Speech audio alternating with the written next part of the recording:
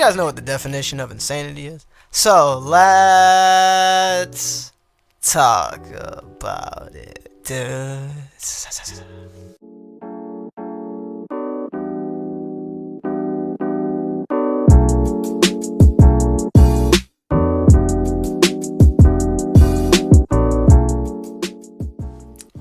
GAZZLERS is an intense real VR shooter full of diesel-fueled chaos. Embark on an epic train ride across the lands of Glingo. Build your weapons, shoot, block, dodge your way through hordes of crazy enemies to reach the temple of the machine god.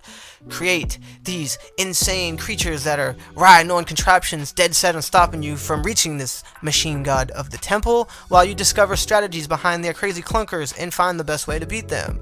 Customize the parts with different components and mods that will impact the workings of your gun to create a gun so insane that it might just work. Now, with all the facts out of the game out of the way, let's get into the real reason why you clicked on this video for my overall thoughts, impressions, and dive in balls deep, my boys and girls, into this review. GAZZLERS at its core is a very fun but difficult, aggravating roguelike adventure. You should know this prior to getting into it because not everyone likes roguelike games or roguelike genres. If you're unsure of what that even means, it's a basic endless loop of a game or a game idea where you die, upgrade, and pretty much repeat that loop until you complete and clear the game. You get stronger and stronger with each death because you can buy upgrades, and you're going to see how it works as you upgrade and pick a build, and hopefully you can clear the game. That is the appeal of roguelikes. That's why a lot of people like them, but it's also why a lot of people don't. Now that you have an idea what roguelike is, we can continue on with the review.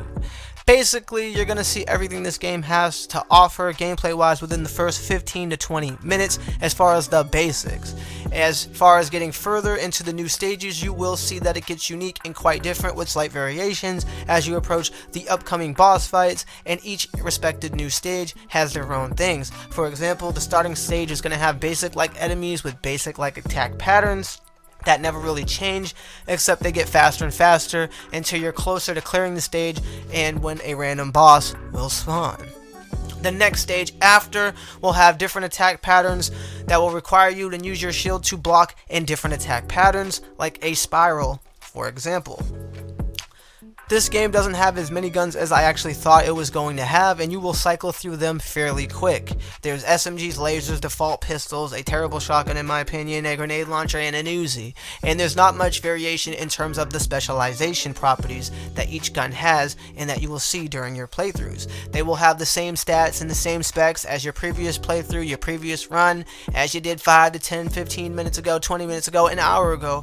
And at least for me, during my playthrough, I haven't really seen anything new when it comes to the specialization and the stats. You will get to buy upgrades after every death to come back and get stronger, but honestly for me, my boys, oh my gosh, dude-fied garbage, dumpster diarrhea, guava juice, trashified, assified, my boys, because it just takes way too long.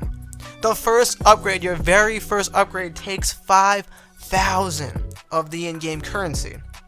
After that, it gets even more ridiculous and tedious because it goes 10,000, 25,000, and 50,000 trashified, assified, dude-fied chips. Yes, dude-fied fucking chips, my boys. 50k is an extremely unreasonable amount to ask for, even if it is the final upgrade. Just seems like they've added these ridiculous amounts to keep people playing even longer, to keep you away from seeing the end game. Most of the upgrades will be better than others as you see through in your playthrough. However, some of them are useless until you can get to the later stages very frequently, and then those upgrades will actually have some capable utility over time. The graphics remind me hella Borderlands vibes. I'm getting hella Borderlands vibes with the cell shadedness, my boss.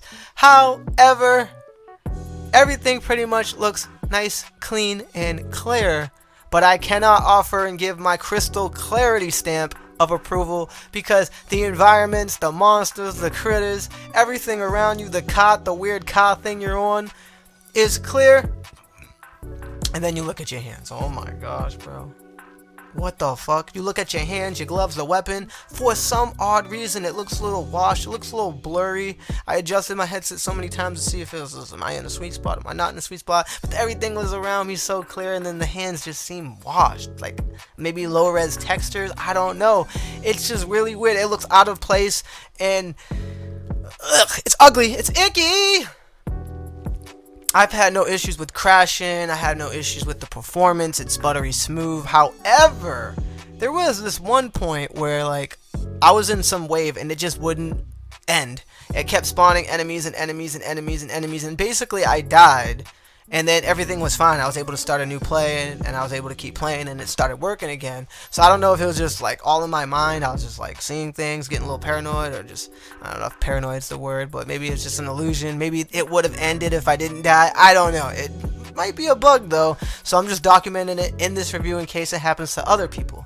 And, you know, that way you can take it into consideration that it could happen. Maybe the devs are aware of it. Maybe they're not aware of it. Maybe they can replicate it. I don't know.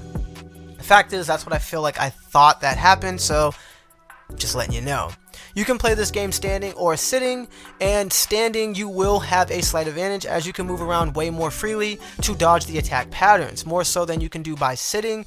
And I played both ways, but I will say, even though you have that advantage standing, I enjoyed the game a lot more sitting. I mean, it's not an active game. You're not running around chopping shit. You're not, you know, you're just sitting there, you're chill, you're putting your arms up to shoot. There's not a lot going on here. You can hold the gun trigger down, so you don't have to worry about keep pressing and pressing. You literally just hold it down, and then you telekinesis the fucking ammo into the gun and hold it down. You're gonna want to play this thing sitting, unless you like standing in place for a long amount of time. And what's the point of that? Because you're not really getting active. You're not really getting active. You're not moving around a lot. You're literally just standing in place. I'd rather just sit. Enough of me ranting about that, my boys. But I will say the monsters are cute and adorable. They remind me of Minions from Despicable Me. Shout out to you guys if you know what the fuck I'm talking about when I say Despicable Me and the Minions. Some of them wear Viking hats. It looks like an Among Us imposter red, you know what I'm saying? But another thing I'm gonna say that I personally hated about this game before we wrap up the review that will not affect everyone, so keep your views and your opinions in check, my boys, because this is affecting me and it's my problem and this is my personal review, so y'all gotta take all that into consideration, as there's no boss fight checkpoints. For example, and Until You Fall, I don't really like using games to compare to other games during a official games review, but for an example, Until You Fall, after clearing a boss, you're not gonna encounter that boss ever again until you clear the whole game, and then a reset happens and then you can play through and that boss will spawn. But because this doesn't happen in this game, you're going to fight that same boss each and every time. Plus it's RNG, so you might not get that same boss. You might get a different boss for that boss fight. It's like RNG craziness, my boss. What the fuck? It's Inception. It's RNG Inception. And another thing is I'm gonna say is that this game, for a roguelike game, is heavy dependent on RNG than actually building your build, actually choosing your components, choosing your strategy.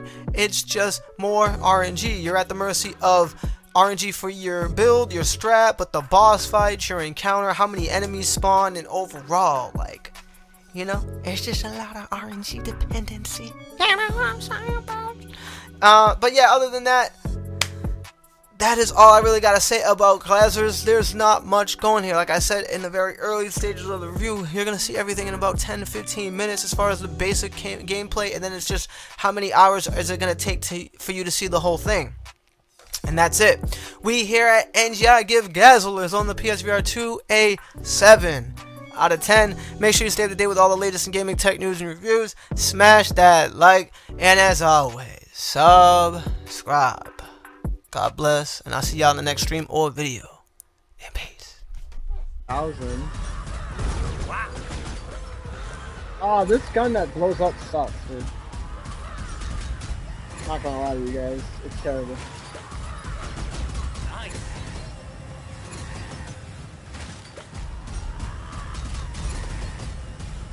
Yes, more scrap. Got a load of this. Ah. I wanna pop.